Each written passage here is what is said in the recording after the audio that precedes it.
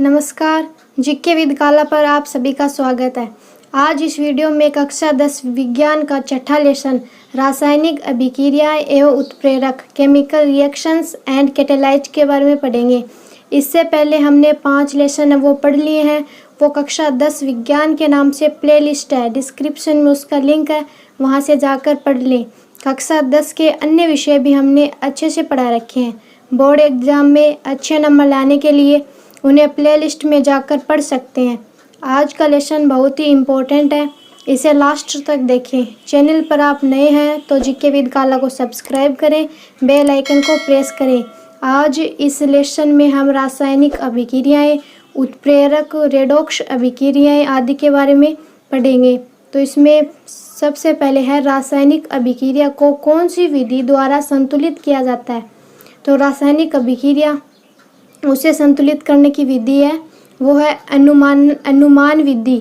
अनुमान विधि में क्या होता है, रासायनिक अभिक्रिया में अभिकारक और उत्पादकों के सभी परमाणुओं की संख्या वो समान होती है, तो रासायनिक अभिक्रिया वो संतुलित होती है।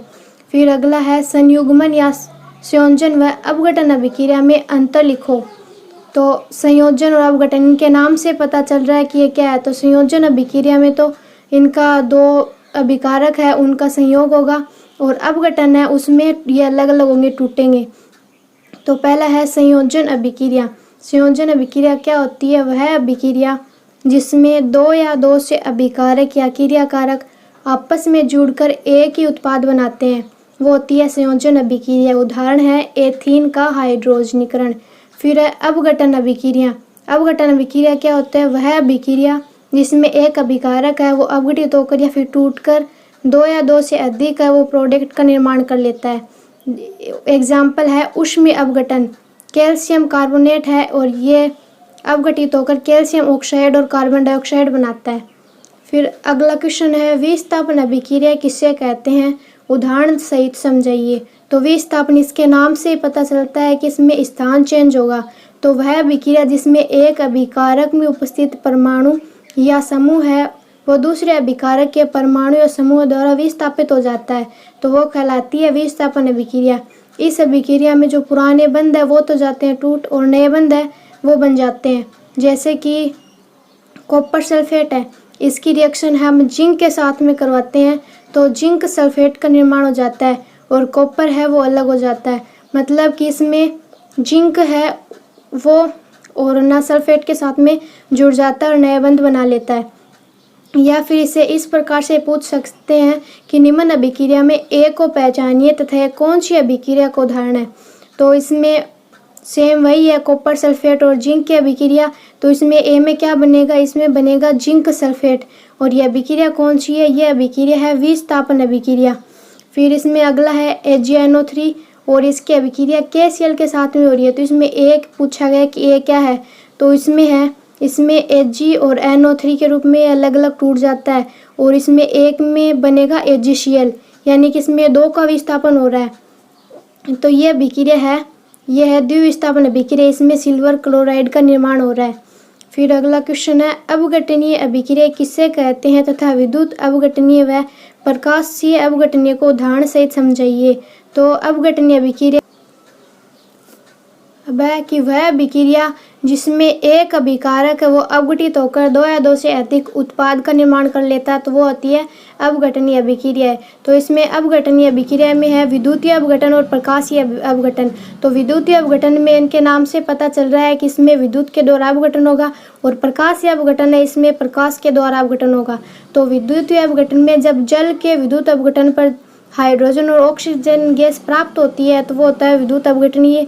और प्रकाशीय अपघटन में और अभिक्रिया वो प्रकाश की उपस्थिति में संपन्न होती है। जैसे कि हाइड्रोजन ब्रोमाइड है, उसके 2 मोल है, और प्रकाश की उपस्थिति में और जब उसकी अभिक्रिया करवाई जाती है, उसका अपघटन करवाया जाता है, तो हाइड्रोजन गैस और ब्रोमीन गैस बनती है। यह है प्रकाशीय अपघटन। फिर अगला क्वेश्चन है मंद व तीव्र अभिक्रियाओं में अंतर लिखिए। तो इनके नाम से पता चल रहा है मंद अभिक्रिया है वो मंद गति से संपन्न होगी, और तीव्र अभिक्रिया है वो तेजी से जल्दी से संपन्न होगी। तो मंद अभिक्रियाएं वे अभिक्रियाएं जो बहुत ही धीमी गति से संपन्न होती है वो मंद अभिक्रिया होती हैं, जैसे कि लोहे पर जंग लगना। फिर तीव्र अभिक्रिया, ये अभिक्रिया बहुत ही तीव्र या बहुत ही जल्दी से संपन्न होती है, जैसे कि आयनीकरण अभिक्रिया या उदासीनीकरण अभिक्रिया। उदासीनीकरण अभिक्रिया है, इसे हमने पिछले चैप्टर में भी पढ़ा है। फिर अगला क्वेश्चन है उत्क्रमणीय व अनुत्क्रमणीय अभिक्रिया। तो उत्क्रमणीय अभिक्रिया है, ये अभिक्रिया तो दोनों दिशाओं में संपन्न होती हैं, अग्र दिशा में और पश्च दिशा में। और अनुत्क्रमणीय अभिक्रिया है, ये केवल और केवल एक ही दिशा में यानी कि अग्र दिशा में संपन्न होती है, पश्च दिशा में पीछे की तरफ संपन्न नहीं होती हैं। जो उत्क्रमणीय अभिक्रियाएं हैं उन्हें दो और आमने सामने के उन्हें दो अलग अलग अर्ध चिन्हों के द्वारा, अर्ध तीर के निशान द्वारा व्यक्त किया जाता है। और अनुत्क्रमणीय अभिक्रिया है और इसे एक सामान्य तीर के द्वारा इसे व्यक्त किया जाता है। उत्क्रमणीय अभिक्रिया है, उसका एग्जाम्पल है जैव रासायनिक अभिक्रिया है, वो उत्क्रमणीय अभिक्रियाएं होती हैं। और जो हाइड्रोकार्बन का जो दहन होता है वो होता है अनुत्क्रमणीय अभिक्रिया। फिर अगला क्वेश्चन है दो मैग्नीशियम के मोल है और उसकी अभिक्रिया वो ऑक्सीजन के साथ में होती है।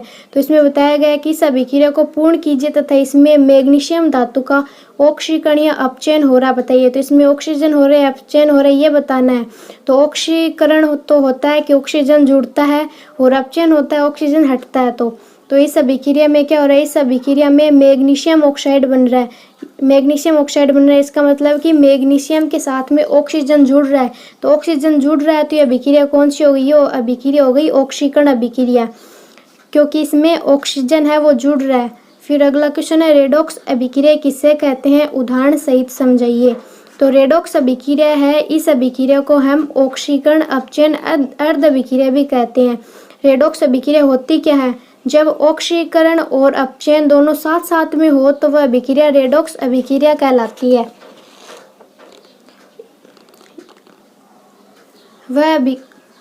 वह अभिक्रिया जिसमें एक पदार्थ का ऑक्सीकरण या ऑक्सीकृत हो रहा हो तथा दूसरे पदार्थ का अपचयन हो रहा हो तो इसे अपपचय अभिक्रिया या रेडॉक्स अभिक्रिया कहते हैं। जैसे कि जिंक है और उसकी रिएक्शन है वो कॉपर सल्फेट के साथ में हो रही है, तो जिंक सल्फेट बन रहा है और कॉपर बन रहा है। तो इसमें जिंक है उसका तो ऑक्सीकरण हो रहा है क्योंकि उसमें सल्फेट के रूप में ऑक्सीजन है वो जुड़ रहा है, और जो कॉपर सल्फेट है इसका अपचयन हो रहा है क्योंकि इसमें ऑक्सीजन है वो हट रहा है। फिर अगला क्वेश्चन है कि अभिक्रिया CuO+H2O यानी कि कॉपर ऑक्साइड की और H2 के साथ में रिएक्शन हो रही है, इसमें कॉपर और H2O बन रहा है। तो इसमें किसका तो ऑक्सीकरण हो रहा है और किसका अपचयन हो रहा है, और ये कौन सी अभिक्रिया है, तो इसमें ऑक्सीकरण और अपचयन दोनों साथ साथ में होंगे तो ये तो रेडॉक्स अभिक्रिया ही होगी। और इसमें किसका ऑक्सीकरण और किसका अपचयन हो रहा है, तो इसमें जो हाइड्रोजन है उसमें तो ऑक्सीजन जुड़ रहा है, तो ऑक्सीजन के जुड़ने का मतलब है कि ऑक्सीकरण अभिक्रिया। तो हाइड्रोजन का तो हो रहा है ऑक्सीकरण, और जो कॉपर है उससे वो ऑक्सीजन है वो हट रहा है, तो इसका क्या होगा, इसका हो गया अपचयन। और ये अभिक्रिया कौन सी अभिक्रिया है, रेडॉक्स अभिक्रिया। अगला क्वेश्चन है अभिक्रिया में ZNO यानी जिंक ऑक्साइड प्लस कार्बन है और ये रिएक्शन करके जिंक और कार्बन मोनोऑक्साइड बना रहे हैं, तो इसमें किसका तो ऑक्सीकरण हो रहा है और किसका अपचयन हो रहा है, और ये किस अभिक्रिया का उदाहरण है। तो इसमें जिंक है उससे ऑक्सीजन हट रहा है, तो इसका मतलब है कि जिंक का हो रहा है अपचयन, और जो कार्बन है उसके साथ में ऑक्सीजन जुड़ रहा है और कार्बन मोनोऑक्साइड बन रहा है, इसका मतलब है कि कार्बन का इसमें ऑक्सीकरण हो रहा है, और इसमें ऑक्सीकरण और अपचयन दोनों साथ साथ हो रहे हैं। तो ये कौन सी अभिक्रिया, ये अभिक्रिया रेडॉक्स अभिक्रिया।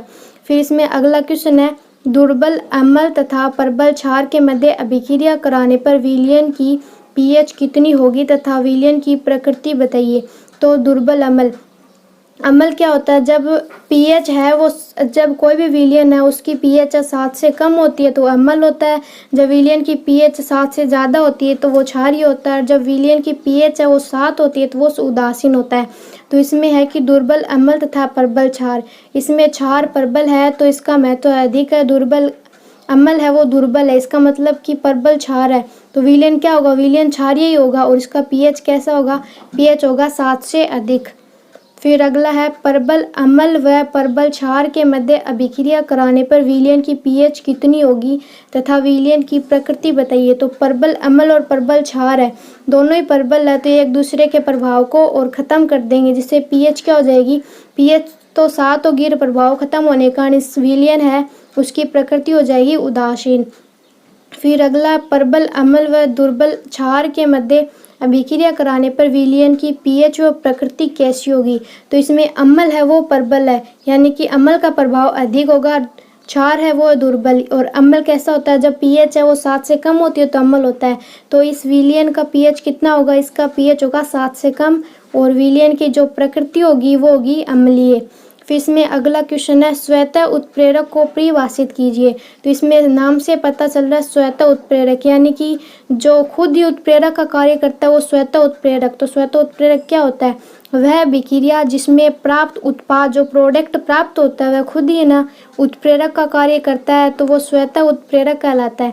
जैसे कि एथिल एसीटेट है, उसका हम जल अपघटन कराते हैं तो एसिटिक अम्ल प्राप्त होता है, एसिटिक अम्ल CH3COOH। तो वो खुद ही स्वतः उत्प्रेरक का कार्य करता है, वो अभिक्रिया के वेग को बढ़ाता है।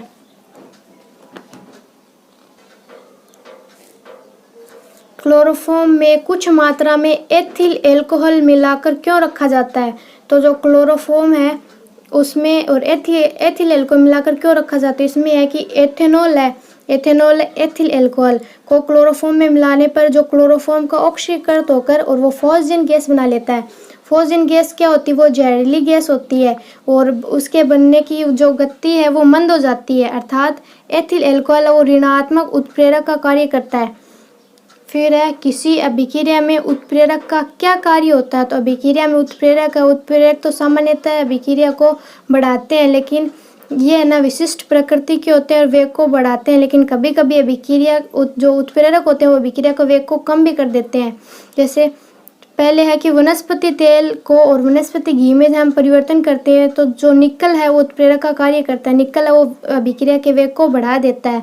इसमें अगला क्वेश्चन है, एंजाइम किस प्रकार के उत्प्रेरक होते हैं, उदाहरण दीजिए। तो एंजाइम होते हैं जैव उत्प्रेरक, और ये नाइट्रोजन युक्त कार्बनिक यौगिक होते हैं जो प्रोटीन के बने होते हैं, इनका निर्माण होता है प्रोटीन के, और ये भी उत्प्रेरक की तरह ही विशिष्ट प्रकृति के होते हैं। जैसे कि माल्टोज है, माल्टोज को हम ग्लूकोज में परिवर्तित करते हैं तो कौन से एंजाइम का यूज लेते हैं, वो माल्टेज एंजाइम है, इसका हम यूज लेते हैं।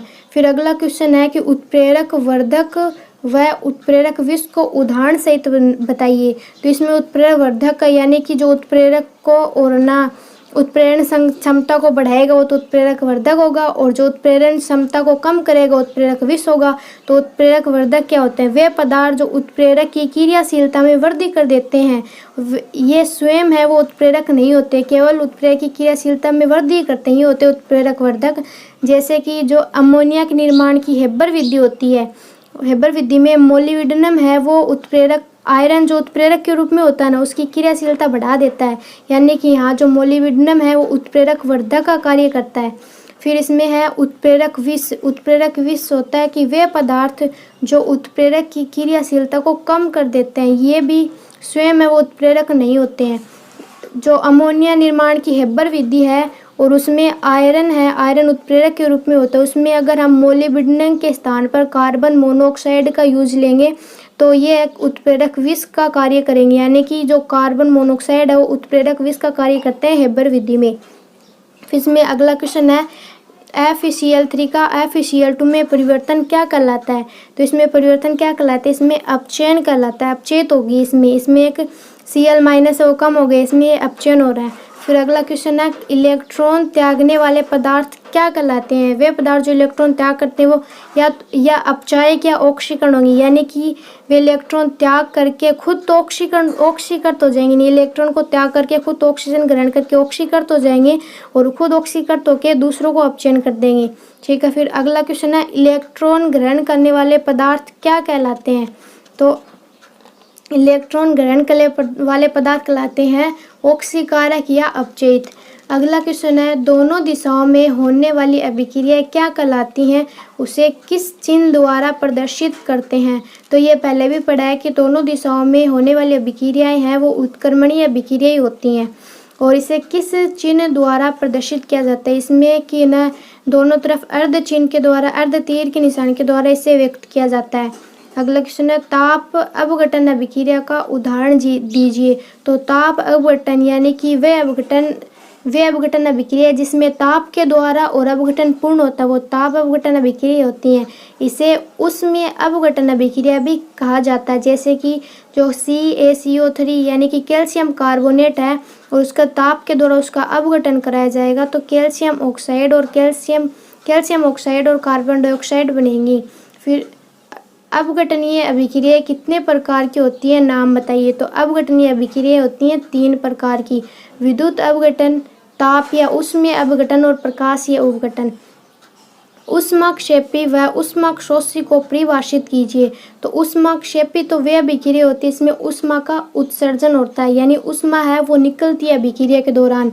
और ऊष्माशोषी अभिक्रिया वे होती है जिसमें ऊष्मा का शोषण होता है यानी ऊष्मा उनको दी जाती है तब अभिक्रिया संपन्न होती है। वनस्पति तेल को वनस्पति घी में परिवर्तित करने वाले उत्प्रेरक का नाम बताइए। तो वनस्पति तेल को वनस्पति घी में परिवर्तित करने वाला उत्प्रेरक है निकल। एक पदार्थ 2 छोटे सरल अणुओं में टूटता है तो अभिक्रिया होगी। जब एक पदार्थ 2 छोटे छोटे सरल अणुओं में टूटेगा यानी टूटेगा तो अपघटन होगा तो अभिक्रिया कहलाएगी अपघटन अभिक्रिया। 2 छोटे सरल अणुओं को आपस में जुड़ना क्या कहलाता है। तो आपस में जुड़ेगा तो उनका संयोजन होगा तो अभिक्रिया कहलाएगी संयोजन या संयुग्मन अभिक्रिया। इसमें अगला है एक समूह को परमाणु द्वारा प्रतिस्थापित करना क्या कहलाता है।